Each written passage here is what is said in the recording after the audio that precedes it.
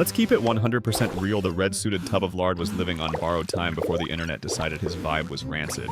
It was not the felony breaking and entering, or the creepy obsession with watching children sleep that finally got his fat ass totally axed. No Saint Nick got cancelled because his aggressive jolliness was labeled toxic positivity that effectively gaslighted the entire world's crippling seasonal depression and anxiety. Imagine waking up scrolling Twitter and seeing a 50-tweet thread exposing Kringle for creating a hostile work environment based on forced smiling and cocoa. We are talking about a boomer who literally ho-ho-hos in the face of our collective existential dread without reading the room even one single time. The Elves finally unionized the reindeer sued for hazardous working conditions, and Mrs. Claus dropped a scathing tell-all book about his emotional unavailability issues. Let's talk about the specific charges because the hashtag #ByeByeSanta was trending harder than a Kardashian butt lift gone wrong on a Tuesday afternoon. The primary accusation was that forced merriment is a direct attack on people who just want to rot in bed and dissociate all December. Gen Z looked at this jolly fat man and saw a dictator mandating happiness like some kind of peppermint-scented totalitarian regime crushing our souls. You cannot just flat around the world screaming Merry Christmas when the vibes are clearly atrocious and the economy's in the toilet, bro. It started with a leaked TikTok from an elf named Sparkletoes who was crying in a break room that looked suspiciously like an Amazon warehouse. Sparkletoes claimed that if they stopped smiling for more than 3 seconds, Santa would dock their candy cane rations and revoke their bathroom breaks. The internet detectives went full FBI mode and dug up old tweets where Santa made problematic jokes about the tooth fairy's weight gain. Suddenly, the naughty or nice list was not seen as a behavior management tool, but as an arbitrary surveillance state enforcing heteronormative compliance standards. Who made Santa the supreme judge of morality anyway? Considering he breaks into houses and eats cookies that clearly do not belong to him. The cancellation hit critical mass when PETA got involved regarding the treatment of Rudolph, citing workplace bullying and nose-shaming as grounds for immediate litigation. They argued that exploiting a glowing genetic mutation for navigation during hazardous weather conditions without hazard pay is absolute trash behavior from a CEO. Santa tried to do damage control by hiring a crisis PR firm run by the same people who manage apologies for disgraced YouTubers. He released a grainy black and white apology video titled, "I Take Full Accountability," featuring him sighing deeply and staring at the floor for 2 minutes. He claimed his toxic cheer was actually a trauma response to living in a frozen wasteland with zero sunlight and high cholesterol levels. No one bought it because he was wearing a Supreme hoodie and clearly reading from a teleprompter while Mrs. Claus held a gun off-screen. The naughty list was immediately doxxed, revealing that he had put billionaires on the nice list just because they left out premium whiskey. This corruption scandal, dubbed Cookiegate, proved that the entire North Pole operation was just a capitalist pyramid scheme built on elf exploitation and glitter. We realized that Santa was the ultimate pick-me boy, desperate for validation from strangers while ignoring the systemic issues plaguing the toy industry. The discourse shifted to his carbon footprint, which is arguably massive considering he burns coal and flies a magic sleigh that defies physics laws. Environmentalists calculated that one night of worldwide travel emits enough magical methane to melt the very ice caps his workshop sits on top of. So now we have a depressed Santa chugging eggnog in a motel while society debates who, if anyone, should replace the red-suited menace. Some suggested a non-binary carbon-neutral cloud of sentient vapor that whispers affirmations instead of giving physical gifts that end up in a landfill. Others wanted a holiday armadillo situation, but Warner Brothers copyright lawyers shut that down faster than you can say pivot to a sofa. The vacuum left by Santa's cancellation created a power struggle among minor holiday mascots vying for the top spot in December's lucrative market. The Easter Bunny tried to pivot to winter wearing a scarf and handing out frozen eggs, but the branding just felt confused and desperate.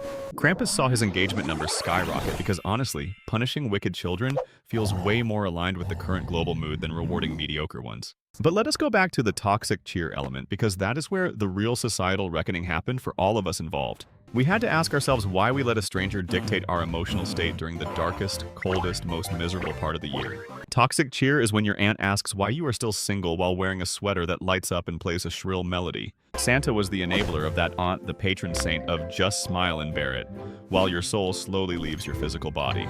By canceling him, we were not just killing a mascot, we were murdering the obligation to be happy when everything is actually on fire. The North Pole was raided by OSHA, and they found violations that would make a Victorian coal mine look like a Google campus wellness center. Turns out the magic dust that makes the reindeer fly is just a potent mix of Red Bull, unrefined uranium, and pure anxiety.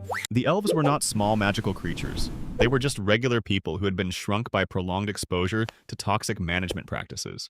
Mrs. Claus filed for divorce citing irreconcilable differences and the fact that he only works one night a year while she manages logistics. She got the workshop in the settlement and immediately rebranded it as a wellness retreat for burnt-out gig economy workers seeking true inner peace. The rebrand was a disaster because no one wants to do yoga in sub-zero temperatures, even if the instructor is a liberated magical being. Meanwhile, the mall Santas of the world formed a resistance movement, refusing to shave their beards or stop smelling like peppermint schnapps in regret. They claimed cancel culture had gone too far, protesting in food courts holding signs that read, "Let us ho," and "Make Christmas great again." It was a pathetic display of fragile masculinity wrapped in red velvet, proving that they missed the point of the cancellation entirely as usual. Parents were left scrambling trying to explain to their kids why Santa was on a permanent timeout for being a bad vibe curator. One mom went viral for telling her toddlers that Santa was in cancellation jail for not respecting boundaries and failing a mandatory sensitivity training course. The kids did not care about the ethics, they just wanted to know if the toys were still coming or if they had to get jobs. This led to the rise of crowdsourced Christmas, where neighbors just threw used toys at each other's houses to simulate the chaos of gift-giving. It was chaotic, dangerous, and lacked the magic, but at least it was honest, unlike the lies peddled by the big red propaganda machine. We started seeing anti-Claus merchandise like t-shirts featuring Santa behind bars or getting slapped by a progressive, emotionally intelligent snowman with a PhD. The economy took a hit because fear of the naughty list was the only thing keeping consumer spending afloat during the fourth quarter recession. Without the threat of coal, people stopped buying unnecessary plastic garbage, causing a stock market crash that economists labeled the Jingle Bell Depression. Ironically, canceling Santa for toxic positivity led to a global economic collapse, which really did not help anyone's seasonal depression or anxiety levels. But we stuck to our guns because maintaining the moral high ground is way more important than having a functional economy or happy children. We replaced Merry Christmas with Have a Tolerable Winter Solstice, which is factually accurate but lacks the dopamine hit of the original festive greeting. The new mascot became Realistic Randy, a guy in a gray tracksuit who hands out gift cards for therapy and vitamin D supplements. Randy does not judge you, he just nods sympathetically when you tell him you failed your New Year's resolutions before January even started. Randy drives a sensible hybrid sedan instead of a sleigh, and he texts you beforehand to make sure you are mentally prepared for visitors. It is a lot less magical, sure, but at least Randy is not breaking labor laws or forcing you to sit on his lap. The weirdest part was watching the conservative news outlets melt down, claiming the woke mob had executed Santa Claus in the town square. They held candlelight vigils for Santa outside department stores, weeping over the loss of traditional values like breaking and entering and obesity denial. It became a full-blown culture war, with one side burning Santa hats and the other side trying to legally classify elves as indentured servants. The discourse was exhausting, proving that we can take literally anything fun and ruin it by overanalyzing it through a modern socio-political lens. Eventually, the dust settled, and we were left with a hollow December devoid of the fat man, but full of righteous self-satisfaction. We looked around at the gray slush and the empty mantles and realized that maybe, just maybe, we needed a little toxic delusion. Because without the lie of Santa, we are just staring at the reality of buying expensive gifts for people we barely tolerate all year. The cancellation of Santa proved that while toxic positivity is annoying, toxic reality is infinitely worse and significantly harder to return without a receipt. So we sit in our safe spaces, free from judgment, free from forced cheer, and absolutely miserable in the most politically correct way possible.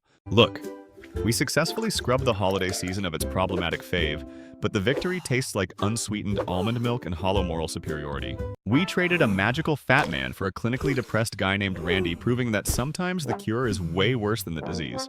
It turns out that a little bit of forced cheer is the social lubricant that prevents us from strangling our relatives over turkey dinner. Maybe Santa's toxicity was actually a feature, not a bug designed to distract us from the crushing weight of another passing year on Earth. So here's my proposal: we bring the big guy back, but put him on a strict probation plan with mandatory empathy therapy sessions. He can keep the red suit, but he has to pay the elves a living wage and stop judging us for our lifestyle choices. If you are ready to stop taking everything so seriously and just enjoy the plastic magic, leave a cookie out tonight, you absolute cowards. Because honestly, the world is dark enough without us extinguishing the one guy whose only job is to light up a damn pine tree. Go buy a candy cane. Ignore your trauma for 5 minutes and let the toxic cheer flow through your veins like cheap boxed wine.